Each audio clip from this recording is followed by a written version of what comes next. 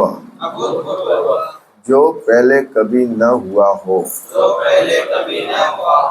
पहला सहसा एकाएक शुत भूख त्रिभ्याम तथा प्यास से अर्दित पीड़ित होकर आत्मन अपने आप ब्राह्मणम ब्राह्मण प्रति के प्रति अभूत हो गए।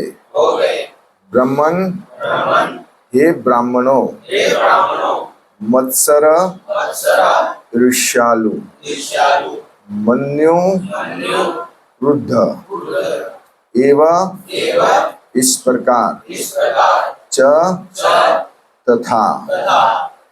तात्पर्य एवं अनुवाद इसी भक्ति वेदांत स्वामी श्रील प्रभुपाद के द्वारा। श्रील प्रभुपाद की हे ब्राह्मणों, ब्राह्मण मुनि के प्रति राजा का क्रोध तथा द्वेष अभूतपूर्व था, क्योंकि परिस्थितियों ने उन्हें भूखे तथा प्यासे बना दिए थे। ओम ज्ञानतिमिरन्धस्य ज्ञानाञ्जनशलाकया चक्षुन्मीलितं येन तस्मै श्रीगुरुवे नमः। श्रीचैतन्यमनोभीष्टं स्थापितं येन भूतले स्वयं रूप कदा मह्यं ददाति स्वपदान्तिकम्। हे कृष्ण करुणा सिंधु दीनबंधु जगत्पते गोपेश गोपिका कांत राधा कांत नमस्तुते।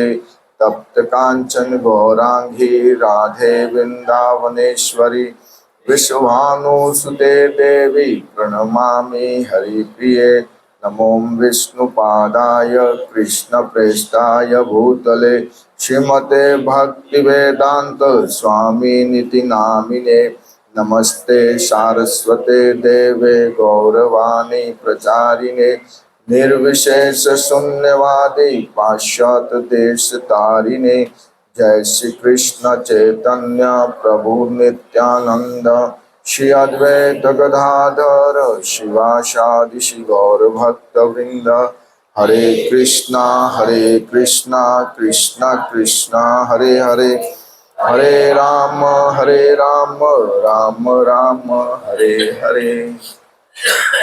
श्रील प्रभुपाद की क्लास शुरू करने से पहले श्री राधा दामोदर के चरणों में, श्रील प्रभुपाद जी के चरणों में, श्रील गुरुदेव के और सभी परम वैष्णव वरिष्ठ वैष्णवों के चरणों में, साथ ही साथ आप सभी के चरणों में कोटि कोटि वंदन करता हूँ। श्रील प्रभुपाद की श्लोक बढ़िया श्लोक है, लेकिन 28 और 29 दोनों श्लोक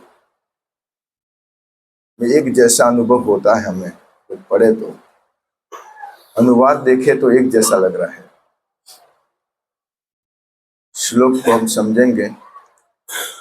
इस श्लोक में कहते हैं कि ब्रह्मण, यहाँ पे शुद्ध गोस्वामी शौनक आदि ऋषियों को कह रहे हैं कि ब्रह्मण, ये ब्राह्मणों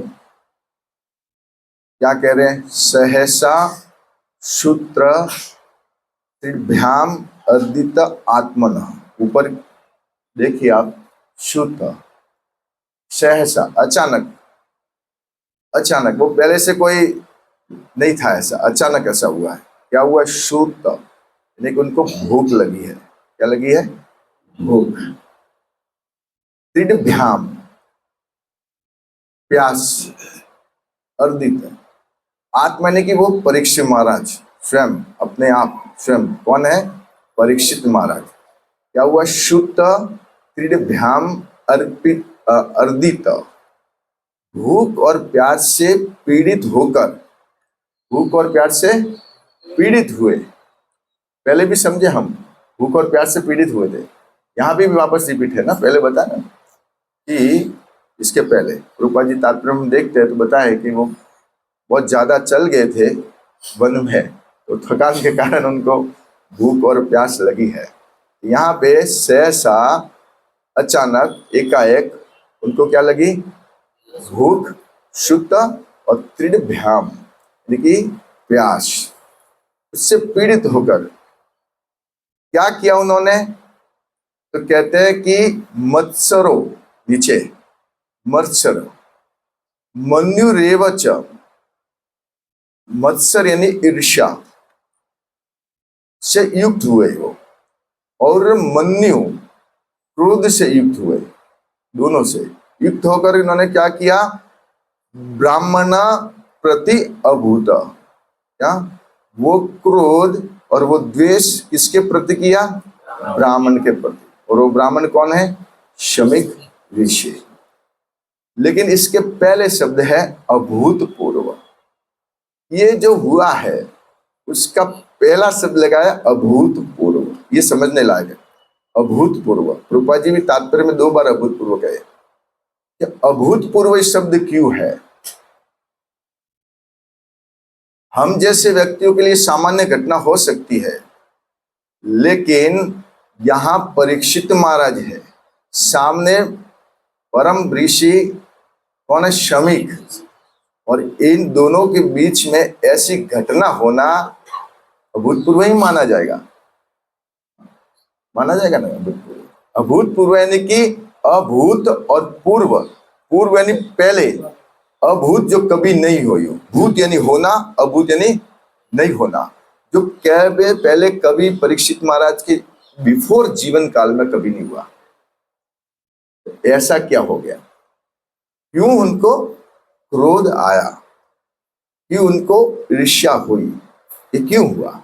तो यही बात को आज इस तात्पर्य में प्रभुपाद जी की कृपा से समझने का प्रयास करेंगे। ये क्यों हुआ है, थोड़ा बहुत हम जानते भी है, लेकिन बहुत स्पष्ट तरीके से समझने का प्रयास करेंगे। तो इसके पहले क्या हुआ है हम देखे हैं। बिफोर थोड़ा सा, मेरा हमेशा ऐसा रहता है कि बिफोर थोड़ा सा श्लोक लेकर चलेंगे हम। पहले हम देखे हैं कि सूत गोस्वामी भगवान के गुणों की प्रशंसा करते हैं, और ऐसे भगवान जिनकी चरणों से गंगा निकलती है, शिव जी धारण करते हैं, सब सुने हैं ना। ब्रह्मा जी कमंडल में एकत्रित करते हैं, लक्ष्मी जी उनके चरणों की सेवा करती है, ये सब हम सुने हैं। ऐसे भगवान का जो कीर्तन करता है, ऐसे भगवान का जो नाम लेता है, वो है आत्मसंयमी पुरुष। सूत गोस्वामी कहते हैं वो कैसे है? आत्मसंयमी, और वो परमहंस स्थिति को प्रवेश करते हैं।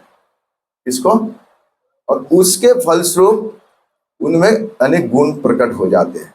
उसमें अहिंसा भी है, द्वेष से मुक्ति, और वैराग्य भी है, भगवान के प्रति समर्पण, दोनों गुण होते हैं। ये हम देखे हैं बराबर। तो ये अब देखें 23 श्लोक में, हम देखें 23 श्लोक निकालिए। हाँ, यहां तक हम देखें, और 23वें श्लोक में अब सूत गोस्वामी क्या कहते हैं? करते हैं विष्णु की लीलाओं का रसास्वादन करवा रहे थे। 23वें श्लोक में कहते हैं कि हे ऋषियों, मैं अभी आपको क्या करूंगा? भगवान विष्णु की दिव्य लीलाओं का रसास्वादन कराऊंगा। कौन सी लीलाएं? जो लीला परीक्षित महाराज से संबंधित है। किससे संबंधित है? परीक्षित महाराज से संबंधित है। वो लीलाओं का मैं आपको वर्णन करूंगा, ये सूत गोस्वामी कहते हैं। तो कहते हैं कि एकदा, 24वें श्लोक में, एकदा धनुर्यदम्य विचरण मृग्याम बने। क्या किया उन्होंने लीला सुनाना? एक दिन परीक्षित महाराज धनुष बाण लेकर के वन को गए। इसके लिए? शिकार करने के लिए। इसके लिए गए? शिकार करने के लिए वन को गए। तो वहां गए ना, तो उन्होंने क्या देखा? तो 25वें श्लोक में पहली लाइन में लिखे, ददर्श मुनिम आसीनम शांतम मिलित लोचनम। एक ब्राह्मण को, एक ऋषि को ध्यान मुद्रा में देखा, शांत से, आंखें बंद किए हुए हैं और समाधि में देखा। ये यहां तक 24वें और 25वें श्लोक में बताया है कि मुनि ध्यानस्थ थे, हाँ, और शांत थे। और 26वें श्लोक में उन्होंने सभी अपनी इंद्रियों को कंट्रोल किया है, हाँ, सभी इंद्रियों को कंट्रोल किया। वो क्या पहने हुए थे तो बताते मृग चर्म, क्या लपेटे हुए थे, मृग चर्म। और उनकी जटा कैसी थी, लंबी लंबी, हाँ, लंबी लंबी जटा थी। पहले के ब्राह्मण लोग तो साधु लोगों की जटा देख लीजिए, दाढ़ी और जटाएं होती थी, लेकिन हमारे में अभी दाढ़ी और जटा रखने का प्रावधान नहीं है। भक्ति सिद्धार्थ सरस्वती महाराज ने इसको कैंसिल कर दिया।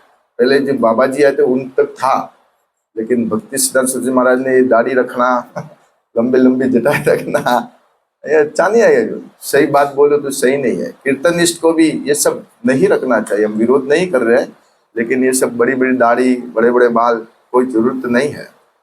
कीर्तन दाढ़ी और बाल रखने से अच्छा हो जाता है क्या? कीर्तन तो हृदय से होता है, ठीक है, उसका हम विरोधी नहीं है, लेकिन ऐसा मना किया है। शेविंग क्लियर होनी चाहिए, बाल बिल्कुल कम होने चाहिए। पहले था ऐसे रखते थे ब्राह्मण लोग, समझो। तो उनके पास जाकर के क्या किया, जब देखा परीक्षित महाराज ने उस ब्राह्मण को, शमीक ऋषि को ध्यान मुद्रा में, लेकिन पहले ही बताया प्रभुपाद जी तात्पर्य के इतने वो थक गए थे तो उनको क्या लगी थी, प्यास। अब आपको भी प्यास लगी, अभी आप दौड़ते दौड़ते आए, प्यास लगे तो किसी का दरवाजा खुलाएंगे ना। और वो जंगल में ऋषि दिख रहे थे, और तो कोई दिख रहा नहीं था उनको, वही थे। तो मांगे तो किसके पास मांगे? तो परीक्षित महाराज ने, कोई दूसरा व्यक्ति होता तो उसके पास मांग लेते, लेकिन वही थे। तो ध्यान में होने के बाद भी शमीक ऋषि के पास उन्होंने क्या किया, तालु, हाँ, उदकम, अयाचत, उन्होंने क्या मांगा, जल। क्या मांगा? प्यास लगी तो क्या मांगा, जल मांगा। यह उन्होंने किया है। और कल रिमदास प्रभु जी ने, कल का जो लेक्चर था प्रभु जी का, मैं तो छोटा हूँ, दास हूँ, लेकिन कल मैंने जो सुना था बहुत बढ़िया प्रवचन था प्रभु जी, बहुत बड़ी बातें थी, सही मायने में कहूँ तो। कल 28वें प्रभु जी ने प्रवचन दिया था, तो उसमें अश्रुत गोस्वामी कहते हैं, लिखते हैं कि अलब्ध त्रीण भूम्यादि संप्राप्त अर्ध्य सुनृत। अब वहां परीक्षित महाराज, वो शमीक ऋषि ध्यानमस्त है, परीक्षित महाराज जल की याचना कर रहे हैं, लेकिन उनको तो कुछ पता ही नहीं चल रहा है, ऋषि को तो कुछ पता चल नहीं रहा है। और उन्होंने उसके कारण क्या किया, अलब्ध तृण, उनको तृण भी नहीं मिला परीक्षित महाराज, यानी कि आसन भी नहीं मिला है, आसन भी नहीं मिला, और भूमि, बैठने का स्थान भी नहीं दिया, और अर्ध्य, जल भी नहीं, और सुनृत, मधुर वचन से भी उनका स्वागत। लेकिन भक्तों को ये बात विशेष ध्यान रखना चाहिए, हॉस्पिटलिटी, कल बोले ना प्रभु जी, हॉस्पिटलिटी, आतिथ्य, अतिथि देवो भव। दुश्मन क्यों नहीं आ जाए घर पे, दुश्मन, मित्र नहीं, दुश्मन भी, उसका यथा उचित सत्कार होना चाहिए। कम से कम कुछ भी नहीं है तो कहते कि मधुर वचन से तो सत्कार होना चाहिए, मधुर वचन कहना चाहिए। कल प्रभु जी के भक्तों में भी मधुरता गायब हो गई है, मधुरता नहीं है। अरे वाणी से तो अच्छे अच्छे को जीत लेते लोग, वाणी का ऐसा प्रभाव है, अच्छे अच्छे लोग कई लोगों को जीत लेते हैं वाणी से, और वही वाणी से रिलेशन भी बिगड़ जाता है। तो वाणी का प्रभाव इतना है, वाणी की तपस्या है ना, मधुर वचन बोलना। तो यहाँ पे ऐसा हुआ कि उन्होंने स्वागत नहीं किया, मधुर वचन से भी स्वागत नहीं किया, लेकिन वो ध्यानस्थ थे तो नहीं कर पाए। अब ऐसा नहीं होने के कारण असंप्राप्त, क्या किया, ठीक से स्वागत नहीं होने के कारण चुकोपह, वो क्या हो गए, क्रोधित, वो क्रोधित हो गए। आश्चर्य लग रहा कि कैसे क्रोधित हुए। यहाँ पे श्रीमद् भागवत देखिए श्रील प्रभुपाद ने कैसा दिया। अभी कभी कभी ऐसा लगता है कि इसको देखिए प्रभुपाद ने कितना इजी कर दिया, और वही भागवत को वापस शुद्ध भक्त जब बोलते तो और इजी कर देते। भागवत एक ऐसी वस्तु है जो अंदर से एकदम गुह्यतम रस को प्रदान करती है, गुह्यतम रस को प्रदान करती है। कल प्रभु जी ने एक बहुत गुह्यतम रस बताया था। क्या बताया? हमसे पूछा भी था, सबसे पूछा था ना, हम फैल हो गए कोई भी बोल नहीं सका पर सामने है लेकिन नहीं बोल पा रहे थे। वो कह रहे थे इसी लाइन में उत्तर उसका, लेकिन प्रभु जी 1.19.14 शायद ये श्लोक था ना, वहां से तात्पर्य में से बताया कि पूछे थे हमसे क्या बताओ, लेकिन हम क्यों नहीं बता पाए? क्योंकि हम ध्यान से, आप होकर मैं हूं, हम ध्यान से नहीं सुनते, हम आचरण में नहीं लाते, इसलिए तो नहीं बता पाए। नहीं तो बता पाते, लेकिन नहीं बता पाए। तो बहुत सुंदर रहस्य बताया था। इस भौतिक जीवन में लोगों को ऐसा लगता है कि परीक्षित महाराज ने शायद गलती कर दी है। बहुत बड़ी भूल की। भौतिक लोग तो ऐसे सोचेंगे ना, एक ब्राह्मण के ऊपर कैसे क्रोधित हो गए, कैसे क्रोधित हो गए। लेकिन जब हम इस रहस्य को जानते हैं, कल बड़ा रहस्य उसको बाद में उजागर करेंगे, आप जानते भी हैं लेकिन थोड़ा सा और एक्सप्लेन करेंगे बराबर। तो यहां आकर के जब वो क्रुद्ध हुए तो पहले तो क्या, कैसे हुए? जब उनको सम्मान नहीं मिला सम्मान, तो क्रुद्ध हुए। और आज के श्लोक में क्या कह रहे हैं? क्या परिस्थिति ऐसी हुई कि वो देश और क्रोध युक्त हो गए? तो लिखते हैं कि उनको भूख ने और प्यास ने मजबूर कर दिया। क्या कर दिया? कभी कभी प्रसाद भी हमको हम बराबर आए नहीं थाली में तो तकलीफ होती है ना थोड़ी सी भी। आपको तो नहीं होती होगी, पहले मैं ऐसे ही था। मैं जब मंदिर पहले भक्त बना ना, तो मैं सेवा से पहले प्रसाद ले लेता ना, तो सब भक्त लोग देते कि देखिए ये प्रभु जी प्रसाद ले रहे हैं। लेकिन अब सुधर गए, थोड़ा सा धीरे धीरे सुधरेंगे। नए भक्त होते तो हमें मालूम होता नहीं है, पहले दूसरों को प्रसाद लेने देना। लेकिन ठीक है, बढ़िया है फिर भी तो अभी वो भूख और प्यास के कारण क्या हो गए? क्रोधित हो गए, और द्वेष अभूतपूर्व था उनका। तो आइए अब इसको और बेहतर समझने के लिए तात्पर्य में प्रवेश करते हैं। श्रील प्रभुपाद जी के तात्पर्य में। तात्पर्य क्या है? महाराज परीक्षित जैसे राजा के लिए एक मुनि तथा ब्राह्मण पर इस तरह क्रुद्ध तथा द्वेषपूर्ण होना निस्संदेह अभूतपूर्व था। राजा भली भांति जानते थे कि ब्राह्मण, साधु, बालक, स्त्रियां और तथा वृद्ध पुरुष दंड के दायरे के बाहर होते हैं। अब श्रील प्रभुपाद जी तात्पर्य में लिखते हैं कि ये घटना अभूतपूर्व है, पहले कभी हुई और ऐसी घटना की हुई। और लिखते हैं कि राजा को यद्यपि मालूम था कि ब्राह्मण, साधु, बालक, स्त्रियां तथा वृद्ध पुरुष को दंड नहीं देना चाहिए, तो फिर ऐसा हुआ क्यों? प्रश्न है। तो इसका उत्तर आगे समझेंगे, लेकिन इस तात्पर्य को थोड़ा सा हम समझ लेते हैं। देखिए अब स्थिति कैसी है? सामने ब्राह्मण है, यहां राजा है। राजा के दो पहलू हैं, एक तो राजा है, दूसरा है महान भक्त, महाभागवत है। समझ रहे हैं? सामने ब्राह्मण भी कोई कम नहीं है और ये भी महाभागवत है, तो फिर ऐसी गलती कैसे होगी? कैसे? हालांकि उन्होंने दंड क्या दिया था आगे हम पढ़ेंगे, मरे हुए सर्प को गले में डाला है।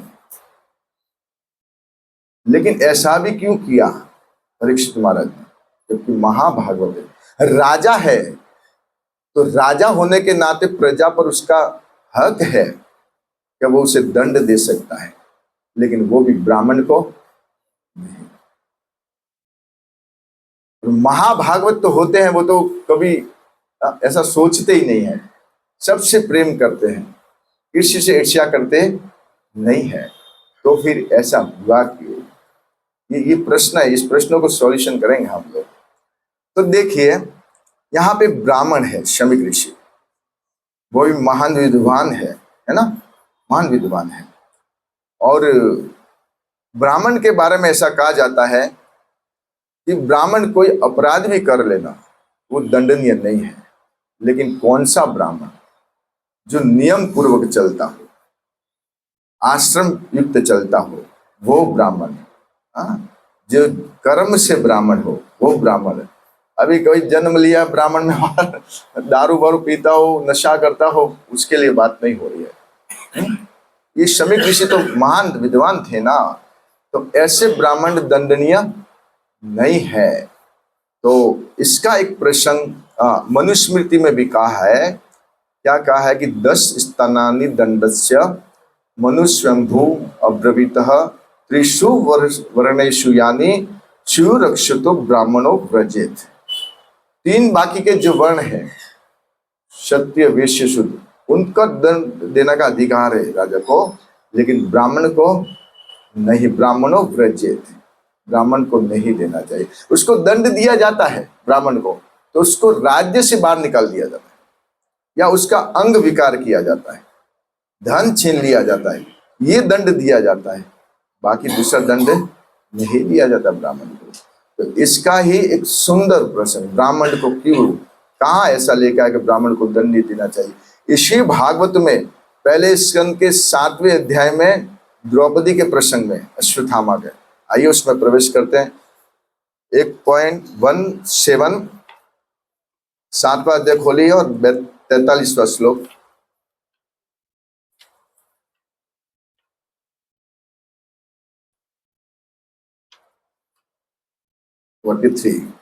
देखेंगे हम।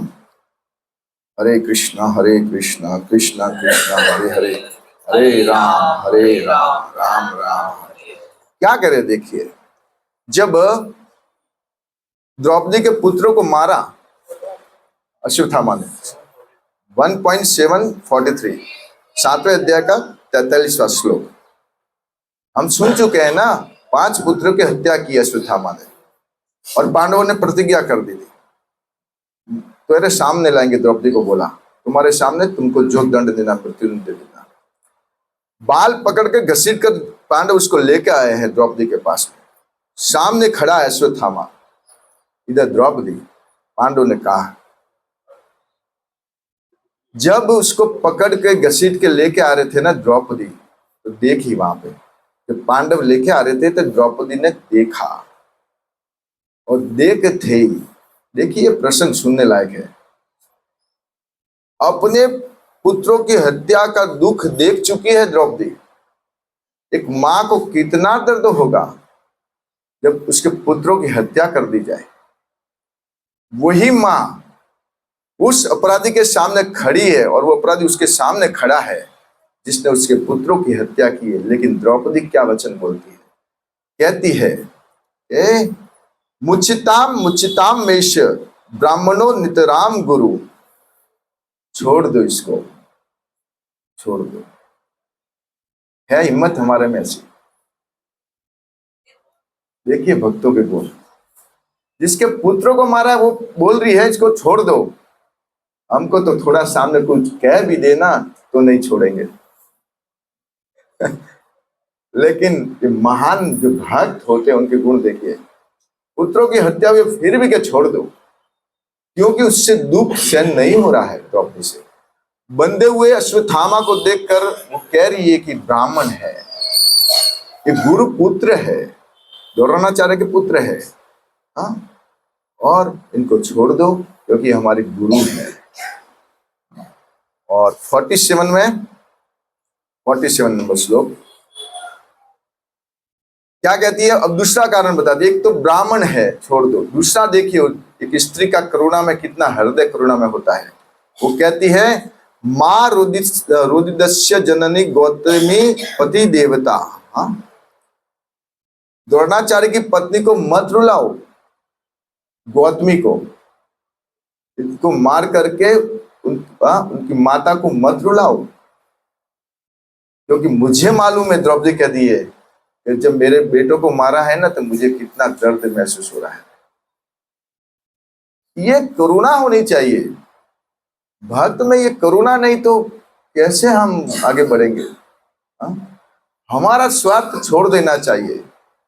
द्रौपदी कह रही है कि मुझे वो दर्द का एहसास है कि जब मेरे पुत्र को मारा तो मुझे कितना दुख हुआ है। अब मैं नहीं चाहती कि वही दुख इनकी माता को हो, अश्वत्थामा की माता को। क्या भाव है, देखिए भाव तो देखिए द्रौपदी, क्योंकि मैं बहुत रोई हूं, संतप्त हूं, और यही दुख गौतमी को ना हो। ये भाव है। और एक और श्लोक 48 नंबर 48 नंबर। अब हाँ यही है, ठीक है। हाँ, अभी तीसरा कारण, पहला क्या बताया, गुरुपुत्र है, नहीं मारना चाहिए, ठीक है। दूसरा कारण कि यदि इनको मारोगे तो जो दुख मेरे को गिरा है वही दुख उनको गिरेगा, और ये द्रौपदी के लक्षण है भक्तों के। तीसरा कारण बताया है कि ये कोपित ब्रह्मकुल्लम राज्य न जितात्म भी। ऐसा करने से, ब्राह्मण का दंड देने से क्या होगा, हमारे कुल का, राजकुल को जला देगी उसकी अग्नि। उनकी क्रोध की अग्नि क्या कर देगी, हमारे राजकुल को जला देगी, राजकुल को नष्ट कर देगी ब्राह्मण। लेकिन ये ब्राह्मण, कौन से ब्राह्मण की बात हो रही है? जो धर्मशील है, वेदों के अनुसार जो जीवन यापन करता है, जो भगवान को समझता है, उस ब्राह्मण की बात हो रही है। तो उनको छोड़ देना चाहिए। तो फिर द्रौपदी जब जानती है कि ब्राह्मण को छोड़ देना चाहिए, तो द्रौपदी परीक्षित महाराज की क्या लगती है? दादी, अर्जुन दादा, वही दादी। जब दादी को मालूम है, उसी परंपरा में आए हैं, उसी वंश में आए हैं परीक्षित महाराज, तो क्या परीक्षित महाराज को मालूम नहीं था? प्रश्न ही है, परीक्षित महाराज को मालूम नहीं होगा ना?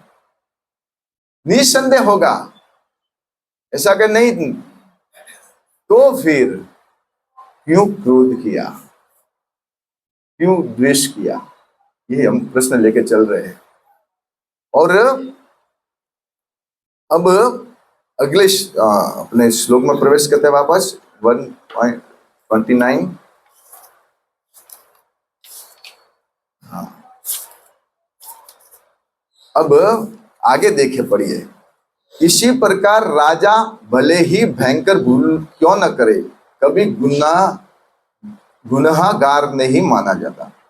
राजा भूल कर दे तो भी वो गुनहगार माना, तो फिर परीक्षित महाराज को दंड क्यों मिला?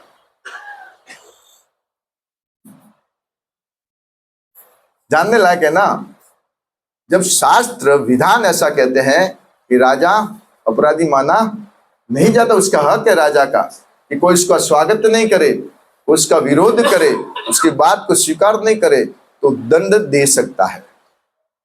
यहां राजा भी है ना परीक्षित महाराज, तो फिर परीक्षित महाराज को श्राप क्यों लगा? ये सब रहस्य है। देखिए, ये छोटी बातें नहीं है, गुह्यतम बातें हैं।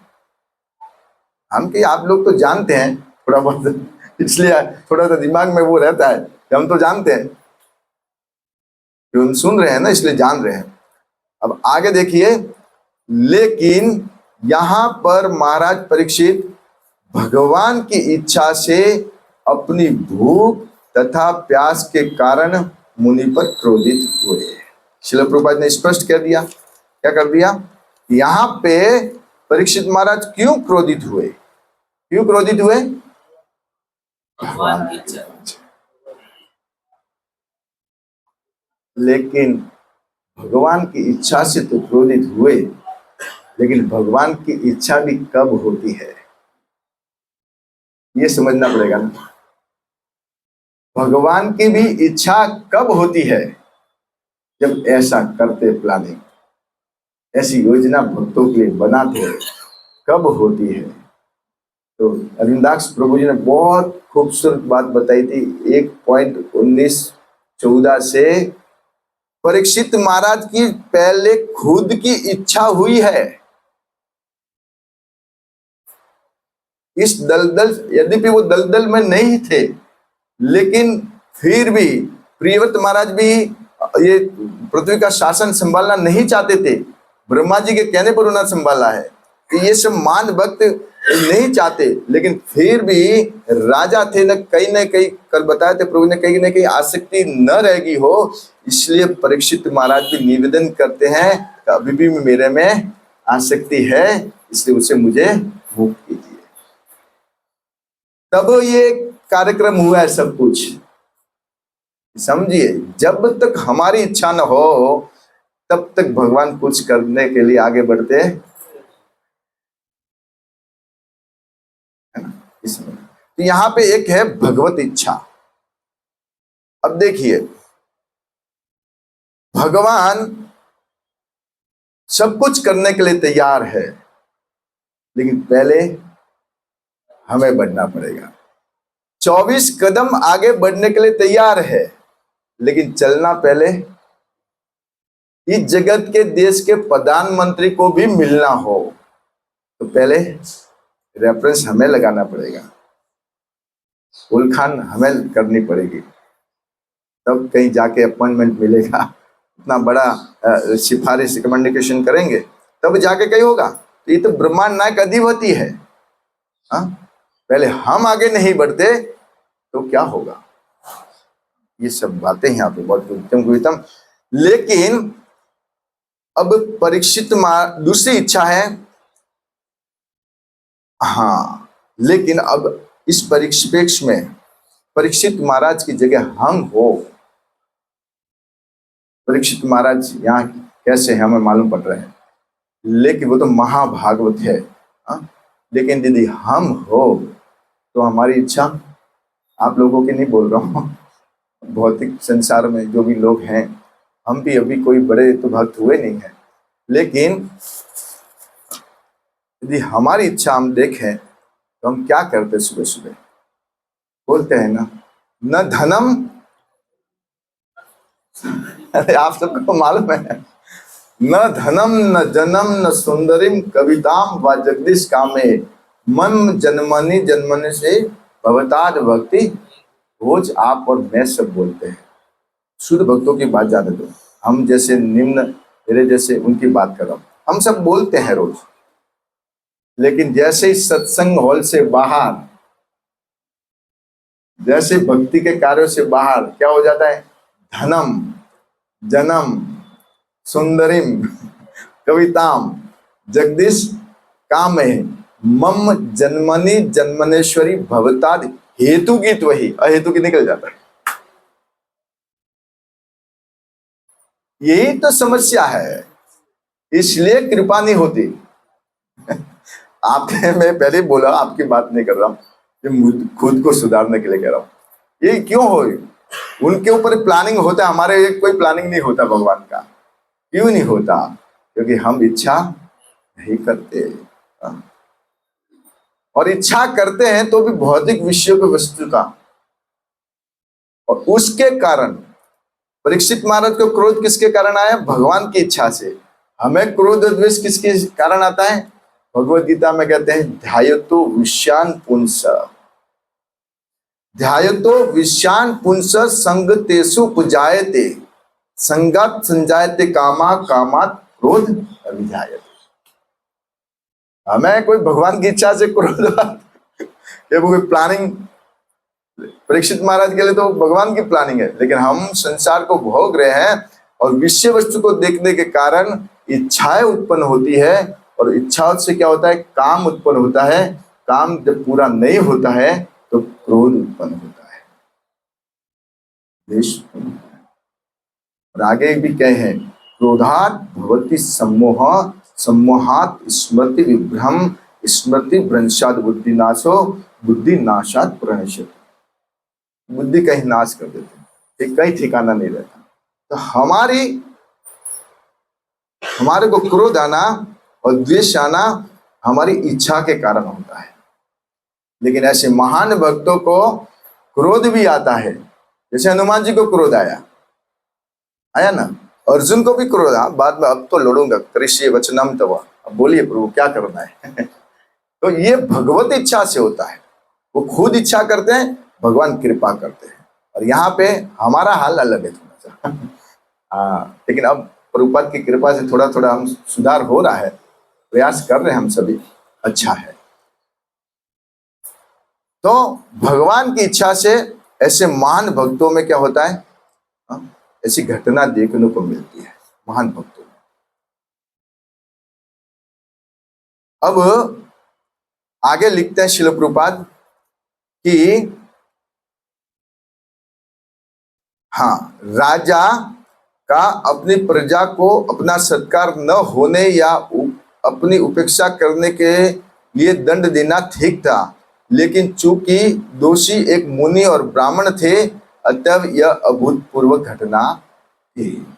अभूतपूर्व, जो पहले कभी घटित नहीं हुई हो। क्यों ऐसा था कि राजा का अधिकार है प्रजा के ऊपर कुछ भी दंड, प्रजा को कुछ भी दंड दे सकता है, राजा का अधिकार है। कोई गलत कार्य करे, अपराध करे, बात स्वीकार न करे, तिरस्कार करे, अधिकार है।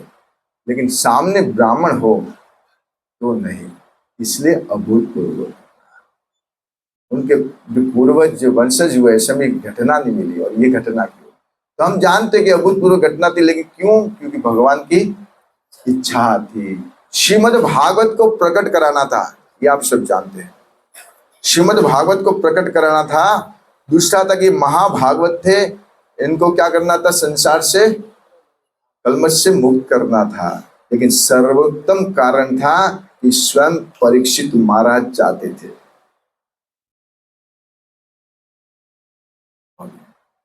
इतना महल, क्या राजा है वो परीक्षित महाराज, तो जानते हैं कैसे राजा है। जब उनको श्राप लगा, एक झटके में ही अपने पुत्र को दे दिया। अब मैं जा रहा हूं, कैसे मैं राजा हूं? कोई आसक्ति हमने, जब उनकी कोई आसक्ति नहीं, तो ऐसा क्रोध उनको आ सकता है? ऐसा कोई ईर्ष्या उनको आ सकती है? नहीं है। भक्तों में ईर्ष्या नहीं होती, और भक्तों को ईर्ष्या रखनी भी नहीं चाहिए। या मात्सर्य शब्द है, मात्सर्य श्लोक में एक ईर्ष्या होती है, एक मात्सर्य होता है। ईर्ष्या मतलब हमारे से कोई आगे बढ़े तो हमें जलन होती है, लेकिन वो जलन के कारण जब उसको गिराने का प्रयास करे, वो मात्सर्य है। प्लानिंग करे ये कैसे नीचे आ जाए। भौतिक जीवन में देखता है, कोई आगे बढ़ता है तो उसको कैसे इसको पटकनी दे दूं। वो केकड़े वाला उदाहरण देखा है ना, समुद्र के केकड़े। तो एक टोकरी में आप डालो, वो केकड़ों के पीछे क्या है, मुझे केकड़ी है, एक टोकरी में डालो तो वो ऊपर चढ़ता है, एक तो दूसरा उसकी टांग खींचता है नीचे। भाई कहाँ जा रहा है ऊपर? अब वो बेचारा चढ़ने का प्रयास करता है, दूसरा उसको नीचे उतारने का प्रयास करता है, तीसरा वो ऐसा ही चलता है, वो कोई ऊपर चढ़ नहीं पाता। तो ऐसा नहीं होना चाहिए। जो आगे बढ़े, चाहे नेहा भक्त क्यों नहीं आ जाए, यदि वो आचरण करता आगे बढ़ रहा है तो वरिष्ठ है। उम्र से कोई वरिष्ठ होता नहीं है, आयु से कोई वरिष्ठ होता नहीं है, भक्ति के आचरण से वरिष्ठ होता है। न्याय भी भक्त आकर यदि आचरण करता है तो निस्संदेह वरिष्ठ है, उसका सम्मान करना चाहिए। ईर्ष्या नहीं रखनी चाहिए। ईर्ष्या से, क्रोध से, हाँ ये सब चीज होती है, काम क्रोध, लेकिन ये भगवान की सेवा में लगता है भक्तों। यदि क्रोध भगवान की सेवा के लिए कोई भक्त आपके ऊपर कर देता है तो उसको सहन करना चाहिए, क्योंकि वो भगवान की सेवा के लिए किया है। अभी मनुष्य प्रभु ने कुछ डांट दिया, कैसे डांटा? अब वो भगवान की सेवा थी तो उन्होंने डांट दिया। हनुमान जी ने क्रोध किया, भगवान की सेवा के लिए किया ना। और चैतन्य चरितामृत में तो कितने ही प्रश्न देखे हैं हम, शिवानंद का, इंद्रधुन महाराज के वो कौन थे, नाम भूल रहा हूं मैं, अभी भूल रहा हूं। तो कितने प्रसंग ऐसे कि क्रोधों को, भक्तों ने इस क्रोध को सहन किया, सामने किसी ने क्रोध किया तो भी उसको सहन किया है। तो सहन करना अच्छा है। त्रिनादपि सुनिचेना तोर अपि सजा, ये सब हम सब जानते हैं। लेकिन परीक्षित महाराज ऐसे ही थे, त्रिनादपि सुनिचेना, उनको बिल्कुल ऐसे थे, फिर भी उनको क्रोध आया, लेकिन उनको भगवान की इच्छा से, हमको क्रोध आता है, हमारी इच्छा पूरी नहीं हो तो क्रोध आता है। ये अंतर समझना है। महान भक्तों को क्रोध आता है भगवान की सेवा के लिए। जब सेवा में बाधा उत्पन्न होती है तो महान भक्त क्रोध करते हैं। यदि हम, मेरे जैसे कोई भक्त हो, अभी बराबर नहीं है और क्रोध कर ले, तो समझना कि कोई इच्छा पूरी नहीं हुई।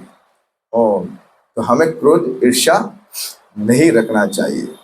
अब आगे लिखते हैं, जिस तरह भगवान किसी से ईर्ष्या नहीं करते, उसी तरह भगवत भक्त भी कभी किसी से ईर्ष्या नहीं करते।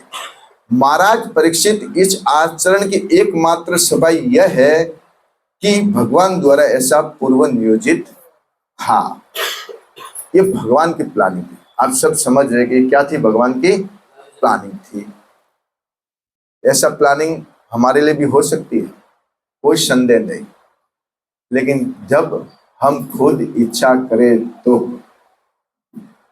क्योंकि देखिए, एक प्रश्न हुआ था, एक प्रश्न पूछा, दैनिक भक्त पूछते हैं प्रश्न कि भगवान सर्वसमर्थ है,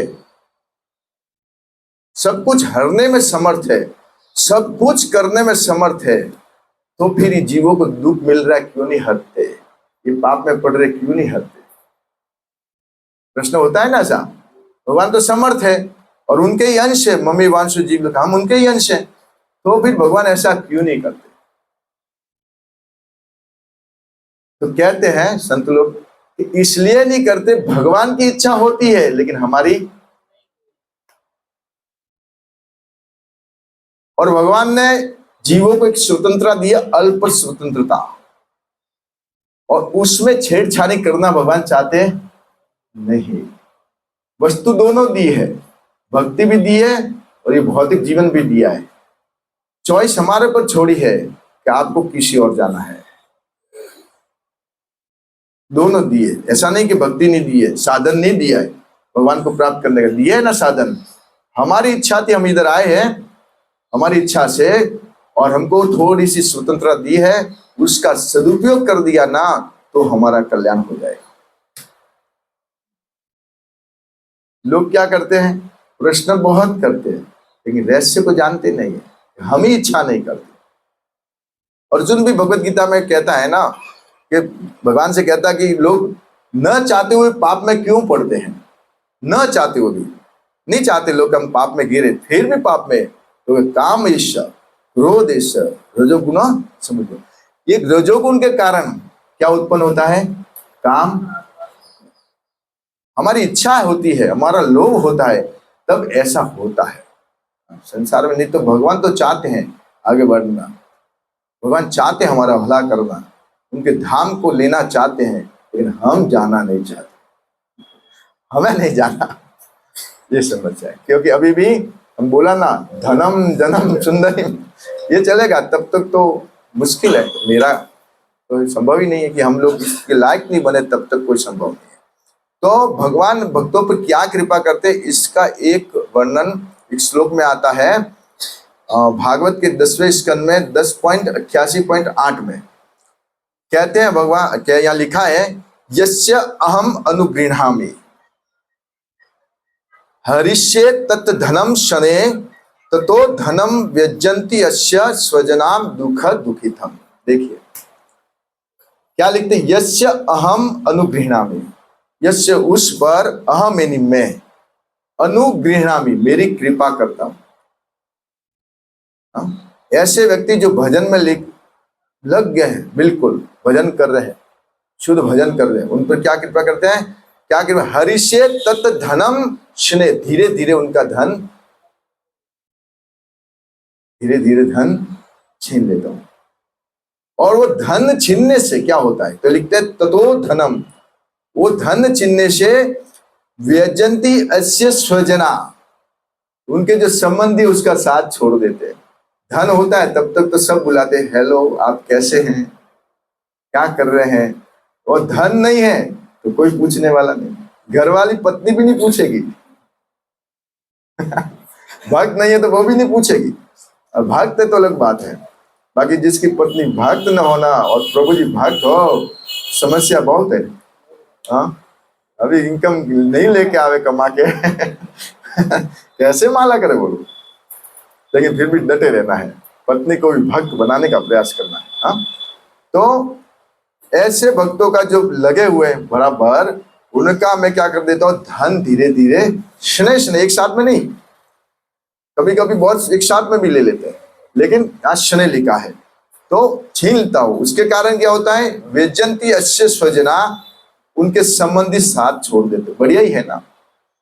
अभी भजन में बाधक है जो संबंधी, वो साथ छोड़ दे तो क्या अच्छा ही है ना। नहीं तो रोज फोन करेंगे, सत्संग होगा, हम आपके घर पे आ रहे हैं मिलने। अब क्या करें, दोनों परिस्थिति है, सत्संग में भी जाना है, मेहमान भी आ रहे हैं, परेशानी। सेवा में भी जाना है, मेहमान भी आ रहे हैं, परेशानी है ना। तो भगवान क्या सुविधा करते देखिए, शुद्ध भक्तों के मामले में धन छीन लेते हैं, फिर स्वजन भी छीन लेते हैं। उस धन नहीं होने के कारण ऑटोमेटिक स्वजन दूर भाग जाते हैं। और बाद में क्या होता है, दुख दुखितम, उनको कष्ट पड़ता है। पांडवों को कष्ट पड़ा है ना, धन भी छीन लिया गया था ना, राज्य भी नहीं मिला। हाँ? तो बाद में उनको बहुत कष्ट पड़ा है। लेकिन यह उपयुक्त है हमारे लिए। लेकिन ये सब कब होता है, ये कृपा अनुग्रह में कब होती है, जब हमारी ओर से इच्छा का रथ चले। तब तक हम इच्छा नहीं करेंगे, कुछ नहीं होगा। इस भौतिक जगत में भी नहीं होता है, हमारी इच्छा बिना हम कुछ भी नहीं कर सकते। हम इच्छा को पूर्ण करने का प्रयास करते हैं तो होता है। तो यह है, यहाँ पे भगवान उवाच 10वें स्कंद में कहते हैं कि उन पे मैं विशेष कृपा करता हूँ जो मेरी शुद्ध भक्ति करते हैं।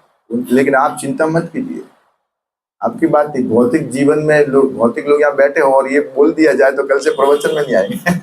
अरे बाप रे, तो ये तो धन भी छीनते हैं, स्वजन भी छीनते हैं, तो नहीं जाना। इसलिए ये श्लोक भक्तों के बीच में बोला जाता है। वहां ऐसा बोल दे हम कि धन भी छीनते हैं, तो बोले नहीं, कब से नहीं। नहीं, हमारे जैसे भक्तों का धन नहीं छीनते। जो प्रारंभ में भक्ति में आते हैं ना, उनको धन देते हैं भगवान। क्योंकि जिसके जीवन में धन से भक्ति में बाधा उत्पन्न होती है कि धन की कमी के कारण, तो धन प्रदान करते हैं। लेकिन भक्त को सोच लेना चाहिए, कब मुझे धन दिया तब वापस उस आसक्ति में गिरना नहीं चाहिए। नहीं लेते, हमारे जैसे भक्तों का धन नहीं लेते। वो स्वरूप सिद्ध व्यक्ति होते हैं, महान भक्त होते हैं, जो सहन कर सके उनका धन छीन लेते हैं और उनकी ऐसी व्यवस्था कर देते हैं कि उनकी टोटल आसक्ति मिटा देते हैं। यहाँ पे भी परीक्षित महाराज का सब कुछ छीन लिया, सब कुछ छीन लिया। हाँ, थोड़ा सा भी स्नेह, थोड़ा सा भी यदि आसक्ति रही होगी तो वो भी परीक्षित महाराज ने इच्छा की और भगवान ने ऐसा प्लानिंग किया, शमी ऋषि के पास भेजा, क्रोध दिलवाया, द्वेषपूर्ण डिस्ट्रिक्ट हुए और सिंगी ऋषि से श्राप दिलवाया। और कहाँ सिद्धर गए, भगवत धाम। कथा सुनते सुनते कहाँ चले गए, ये भगवत धाम जाने का रास्ता है, इसके सिवा दूसरा कोई रास्ता नहीं है। प्रभुपाद ने हमको दिया है हरिनाम, कथा, कीर्तन, जप, सेवा, यही रास्ता है और दूसरा कोई रास्ता नहीं। तो प्रश्न यही था कि परीक्षित महाराज महाभागवत थे, हाँ, राजा भी थे, जानते भी थे सब कुछ, तो ऐसा क्यों हुआ कि भगवान की इच्छा थी और उन्होंने भी इच्छा की थी। ठीक है, इसी के साथ मैं अपनी वाणी को यही विराम देता हूँ। इसी भक्ति वेदांत स्वामी शिव प्रपात की हिताई गौर प्रेमानंदे।